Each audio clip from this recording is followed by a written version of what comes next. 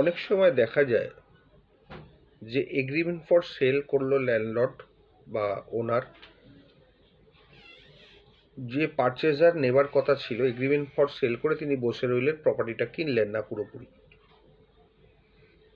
চুপচাপ বসেই রয়েছেন, রোজই বলছেন কিনবো কিনবো, টাইম ওভার হয়ে গেছে। এগ্রিমেন্টটা আনরেজিস্টার্ড এগ্রিমেন্ট, এগ্রিমেন্টে পজিশনের কথা কিছু লেখা নেই, কিন্তু যে পারচেজার তিনি পজিশনে কোনোভাবে ম্যানেজ করে ঢুকে পড়েছেন, এখন আর পজিশন ছাড়তে চাইছেন না।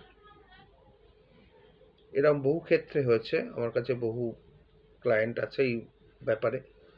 এগ্রিমেন্ট করে দিয়েছেন, বোকার মতো পজিশনও দিয়ে দিয়েছেন, কিন্তু সে বলছে আর ছাড়বো কেন, ও যখন পারবো কিনবো।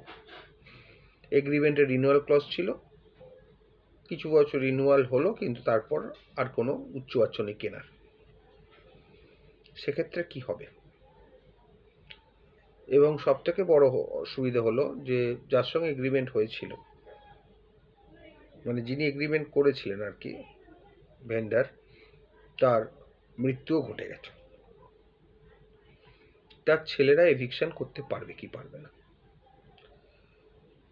আমি আপনাদের একটা পরিষ্কার বলে দিই, আনরেজিস্টার্ড এগ্রিমেন্ট হোক আর রেজিস্টার্ড এগ্রিমেন্টই হোক, সেখানে যদি পজিশনারি রাইট দেওয়া না থাকে, তাহলে কিন্তু ওই এগ্রিমেন্টের দ্বারা কোনো ওনারশিপ সংক্রান্ত কোনো রাইট টাইটেল ইন্টারেস্ট আসে না। মেয়ার এগ্রিমেন্ট হোল্ডার, এগ্রিমেন্ট হোল্ডার কিন্তু পারচেজার নয়, কোনো টাইটেল আসে না, কোনো ওনারশিপ নেই।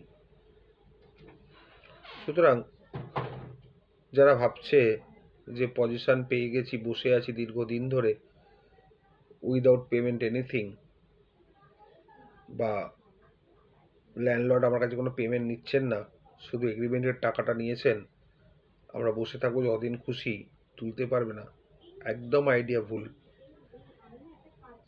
এখানে ভেন্ডার মারা গেছেন, তার ছেলেরা যদি মামলা করে রিকভারি অফ পজিশনের, অবশ্যই সেই জায়গাটি ফেরত পাবেন, সময় লাগবে, কিন্তু জায়গাটি ফেরত পাবেন, কারণ এই এগ্রিমেন্টের মাধ্যমে কোনো রাইট টাইটেল ইন্টারেস্ট পাস হয়নি ইন্টেন্ডিং পারচেজারের উপরে। কারণ এগ্রিমেন্ট আর কনভেন্স বা সেল ডিডের মধ্যে পার্থক্য আছে। সেল ডিড মানে পুরোপুরি তাকে দিয়ে দেওয়া বা ইউ হ্যাভ রেজিস্টার্ড ইনস্ট্রুমেন্ট বা রেজিস্টার্ড ডকুমেন্ট, আর এগ্রিমেন্ট হচ্ছে যে আমি দিতে রাজি আছি, দিতে এগ্রি করলাম, subject to compliance of terms and conditions. এক্ষেত্রে যেটা হয়েছে যে আমি রাজি হয়েছি বিক্রি করতে, এবং কোনো রকমের পজিশনেও আমি দিয়েছি অন কন্ডিশন যে তারা পুরো টাকা মিটিয়ে আমাদের প্রপার্টিটা কিনে নেবেন, কিন্তু তারা দীর্ঘদিন ধরে প্রপার্টিটা কিনছেন না, বারবার নোটিশ পাঠানো সত্ত্বেও। সুতরাং এভিকশন হবেই ওটার,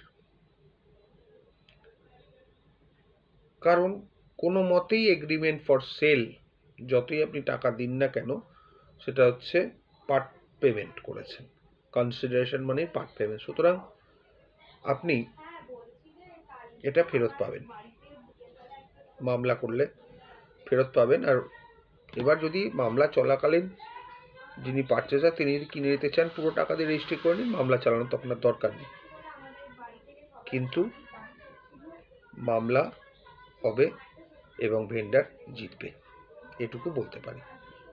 কোনো রকম রাইট টাইটেল ইন্টারেস্ট পাস হয় না এগ্রিমেন্টের দ্বারা।